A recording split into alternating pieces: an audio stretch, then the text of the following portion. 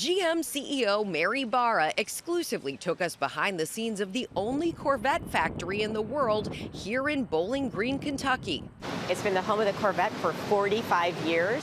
Opening up about the economy, affordability, jobs, and the future. Consumers are currently facing a wave of economic anxiety. What are you seeing inside of General Motors? Are people pulling back on purchases? Are they falling behind on their auto loans? We are really not seeing that as of yet. It's something that we watch carefully, but we are really proud of the fact that we have 6 models at General Motors that start under $30,000. People are still buying cars. People are still buying cars. And they're paying their bills on time. And again, that's what we are seeing. When gas prices start climbing, how long is it usually before you actually see an impact on the business and what customers buy? It depends on what people think. So it's not just where the price is today, it's more how long do they think it's going to persist. And I think that is why we maybe aren't seeing a really strong reaction yet. When people need a new car, they need a new car. Is there a tipping point in your mind if this goes through the summer, through Memorial Day, potentially as far as Labor Day, and prices get near $5 or even surpass $5 a gallon? Does that concern you? Of course it concerns me, because I know affordability is an issue for every American. And so we want to make sure that people have the opportunity to be able to afford what they need. That's why we focus on having affordable vehicles. But it is something that we're watching, because I think it speaks to the overall health of the economy, which is important for the country, important for jobs. And we hope that, obviously, the conflict in Iran ends as quickly as possible.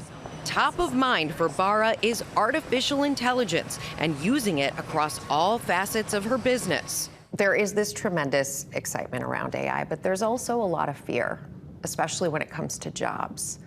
How many jobs could AI replace at GM?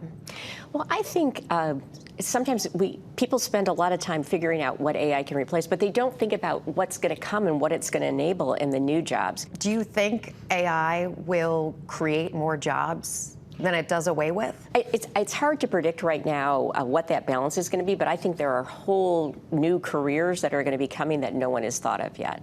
One way the company thinks about the future is through new generations and training, including a years-long partnership with the Girl Scouts of America and a $50 million commitment to STEAM education. We've had exposure to over 1 million Girl Scouts, giving them real-life examples of math and science that I think will get their interest in something that means something to them.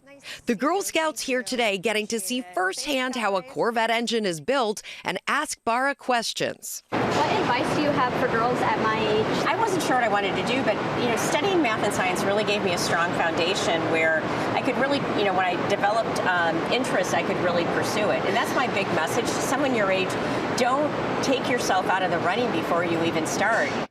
And here she is. In addition to her role as GM CEO, Barra sits on the boards of the Business Roundtable, Detroit Economic Club, and our parent company, Disney. And I asked her, as someone who leads 160,000 employees, what's the biggest thing she is looking for in new hires right now? She said it's curiosity, guys, because things are changing so fast. And I can tell you, having spent some time with those Girl Scouts, they have that in spades.